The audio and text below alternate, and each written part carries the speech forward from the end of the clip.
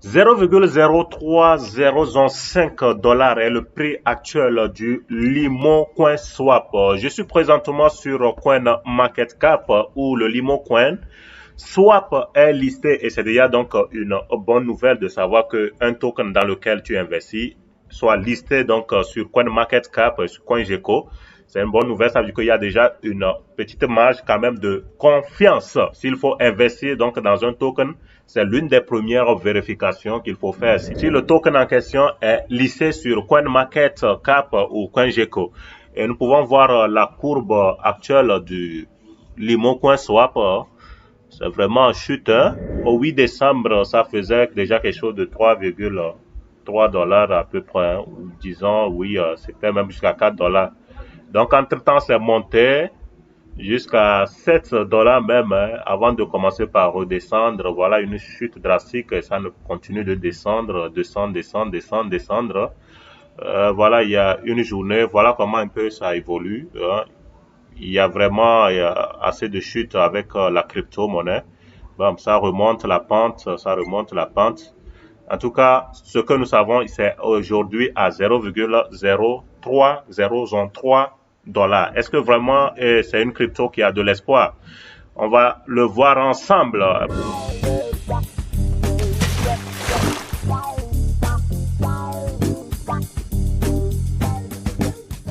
Voyez, la crypto en question avait une ancienne adresse de contrat avant de migrer vers une nouvelle adresse. On peut checker, vous pouvez checker ça sur CoinMarket. Donc, actuellement, nous travaillons avec la nouvelle adresse et c'est disponible sur Binance Smart Chain et puis sur le réseau Ethereum. Sur le réseau Ethereum, il n'y a pas assez de holders, il n'y a pas assez de détenteurs, il n'y a que 4 détenteurs et 7 transferts qui ont été effectués. Oh, il y a même jusqu'à 90 jours. Bon, donc ça veut dire qu'il n'y a rien qui se passe concrètement sur l'état scan sur le réseau Ethereum. Donc, les gens sont plus concentrés sur le réseau Binance Smart. Nous disposons de zone 12 500, zone 11 adresses. Voilà. Et nous allons maintenant approfondir un peu, voir, essayer d'analyser un peu le token en question. Si vraiment c'est un bon token ou pas, bon, tant mieux. Nous sommes ici sur Token Sniper où nous pouvons, cet outil que nous pouvons utiliser pour analyser un token, une crypto-monnaie donnée. Voilà ici la notation donnée, c'est 15 sur 100. Nous allons donc essayer d'analyser et voir pourquoi c'est donné 15 sur 100.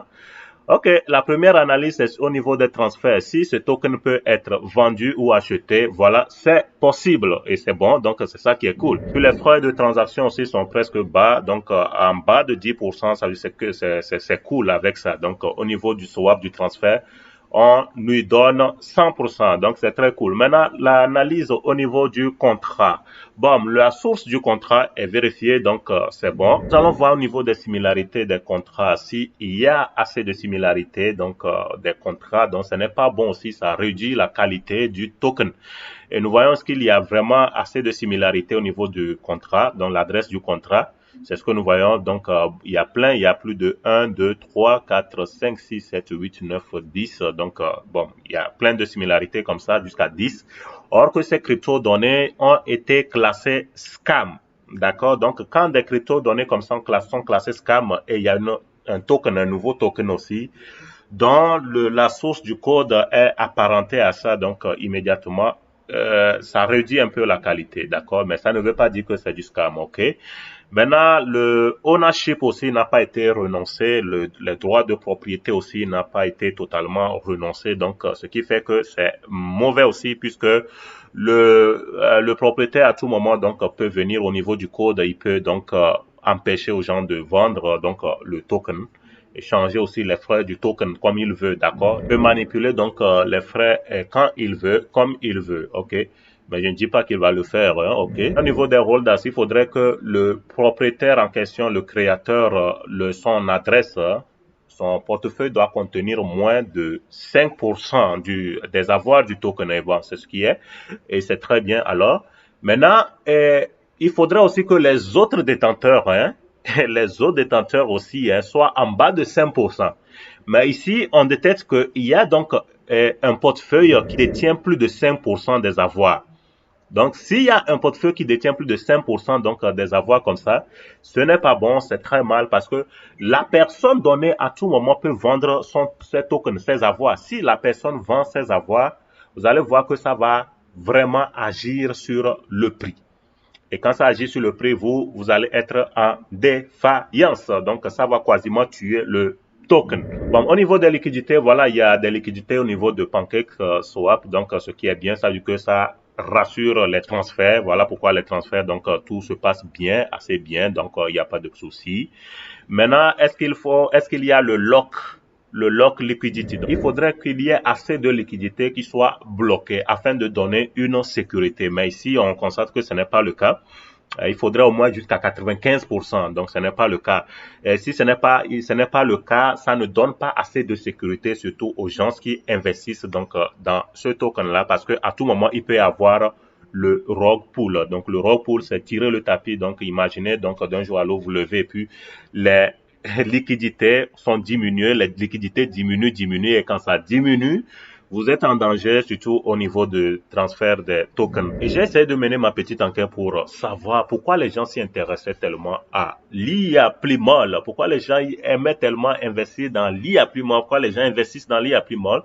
Et l'une des réponses qui revient toujours, c'est que donc le propriétaire, le CEO, le fondateur, c'est un Africain et du coup, ça donne une marge de confiance. Mais pourquoi ça doit donner une marge de confiance? Parce que lui, il est un Africain, que c'est un projet africain. Donc, pour eux, la plupart des projets, donc surtout en 2021, ont scamé. Et ces projets venaient donc de l'Occident ou bien de l'Amérique, l'Asie et tout, etc. Donc, et la plupart de ces projets ont scamé. Donc, pour eux, voir une tête ici noire africaine, donc donne une grande marge de confiance. Et si nous pouvons voir selon leur équipe, voilà, on a quand même ici, quand même aussi certains blancs, hein, bon, mais ceux-là sont lui là c'est un asiatique, hein, c'est un asiatique les deux là. Je ne sais pas si ça veut dire que leur token là a été développé par cette équipe donnée Somch Tarek puis Tanzil Ahmad. Parce que j'ai essayé de faire quelques recherches sur ces deux-là. J'ai trouvé, c'est ce que j'ai trouvé sur LinkedIn, hein, le managing director il y a une entreprise là, donc ils sont en train de piloter, qui pilote avec les deux en question. Ça, c'est lui, Tanzil Ahmad. Et donc, il semble que lui, il est cofondateur, donc ils sont cofondateurs de une entreprise qui s'appelle BD Task. D'accord? Et BD Task apparemment est dans le digital, Donc je me demande si ou bien ce sont eux alors qui ont développé le token, ils ont en tout cas ou bien ils ont amené leur expertise, ils ont accompagné, ils ont parrainé. Bon, tant mieux. Donc le fait de voir une tête africaine donc donne plus de confiance et les Africains se disent que comme lui il est proche de nous, on le voit donc tous les jours, donc on peut quand même lui donner assez de confiance. Mais ce que les gens aussi ont oublié, vous voyez des projets même que ce soit en tout cas tout pour les projets des investissements en ligne et autres là, quand nous prenons aussi au niveau de ceux qui sont venus aussi de l'Occident, l'Amérique, etc. Parfois, même surtout en Afrique aussi, les présentations sont faites à base de qui, par le biais de qui. Ça peut être toujours les frères africains aussi qui vivent au niveau de la diaspora, qui sont là-bas. Parfois, il y a même des frères de la diaspora même qui se mettent ensemble avec certains là-bas, européens ou bien américains là-bas, et puis qui font quelque chose. Et c'est parce que vous voyez la tête, donc votre frère, donc vous disiez que donc il y a une marge de confiance. Mais vous voyez, c'est vrai que ça donne une marge de confiance, mais il faut savoir que il n'est pas le seul actionnaire, ok? Il y a beaucoup, le lien purement que vous voyez, il y a beaucoup d'actionnaires là-dedans. Il y a beaucoup d'actionnaires là-dedans. Il y a des actionnaires qui viennent de l'Europe, qui viennent de l'Asie, qui viennent de l'Amérique. Il y a de gros actionnaires là-dedans. D'accord? Ce qui donne donc, vous voyez, donc le poids diminue, hein, parce que si un grand actionnaire venait à retirer ses fonds, voyez même ce qui s'est passé avec les cas de Petron et autres là. S'il y a certains grands actionnaires qui venaient donc à se retirer, ça peut agir sur la compagnie. Donc peut-être ça peut expliquer aussi le pourquoi actuellement ça vacille, la compagnie vacille présentement à l'heure actuelle. Donc s'il y a des gros actionnaires donc qui se retirent, moi je sais bien que dans l'IA que vous voyez, les gros actionnaires, il y a des gros actionnaires qui viennent de l'Occident, qui viennent de l'Europe, donc et de l'Amérique, de l'Asie. Ok, donc pas seulement en Afrique, il y a des gros actionnaires là, et ces gros actionnaires là peuvent se retirer. Et ça va dégringoler. Et quand on dit que l'IA plus mal, la pauvreté est finie, quand vous voyez que l'IA plus mal, que bon, en tout cas que la définition veut dire la pauvreté est terminée, hein, mais quand on prend déjà le minimum de pas qu'il faut investir, il y a beaucoup d'Africains qui ne peuvent pas quand même s'en procurer ça. Donc, vous voyez que l'IA plus actuellement, beaucoup sont enrichis, mais ça a plus favorisé des gens qui sont même peut-être dans la diaspora, qui ont assez d'argent, ou bien des gens quand même déjà qui sont bien posés, hein, qui sont bien posés. Parce que quand c'est pour un petit hein, qui gagne peu et qui investit pour qu'il puisse aller plus loin, il doit faire quasiment le MLM. Il doit faire le marketing de réseau afin qu'il puisse gonfler donc ses revenus. Dans le cas échéant, lui ne peut pas gonfler. Donc, ceux qui investissent les gros packs sont ceux qui vont toujours gagner. Voilà, c'est ce qui se passe donc au niveau des investissements en ligne. Il n'y a aucune sécurité à 100%, d'accord? Aucune sécurité à 100%. Donc, quand les actionnaires, il y a des problèmes aussi internes qui viennent, qui commencent par se figurer.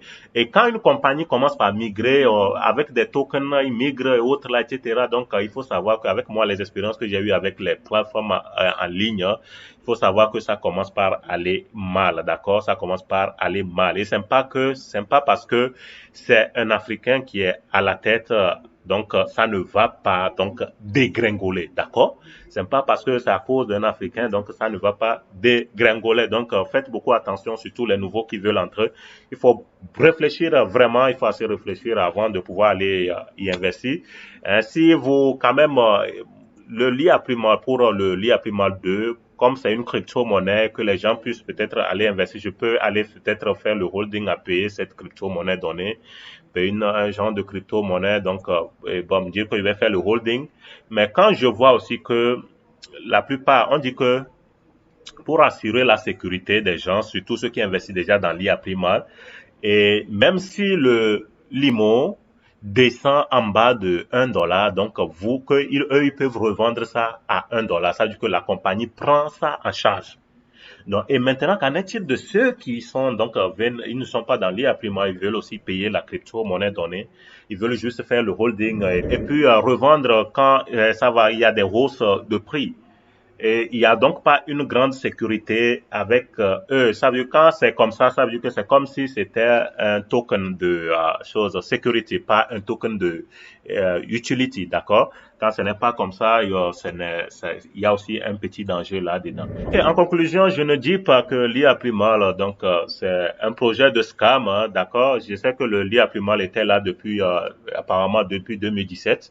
Mais on a connu plus l'IA plus mal, surtout avec cette période de aussi 2020 là, avec ce coronavirus où beaucoup de plateformes ont émergé, d'accord? C'est avec ça aussi qu'on a plus connu ça. Les gens commencent pas à connaître mieux, donc l'IA plus mal commence pas à investir. Mais l'IA plus mal a gonflé plus en investisseurs quand Petronpay donc a scamé parce que Petronpay détenait au-delà de 6 millions d'investisseurs. Quand Times a scammé, les gens ont fait confiance mais ensuite à Petronpay. Et quand le nombre commençait par gonfler dans Petronpay, Petronpay aussi est parti.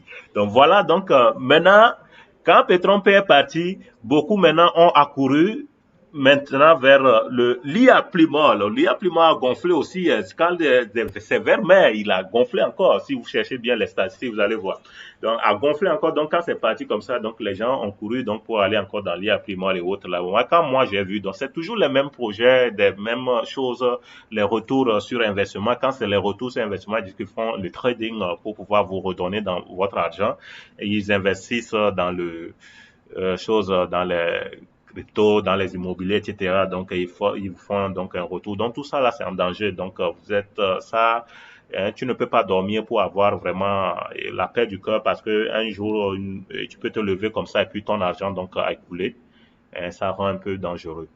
OK, les gars, en tout cas, à bon entendeur.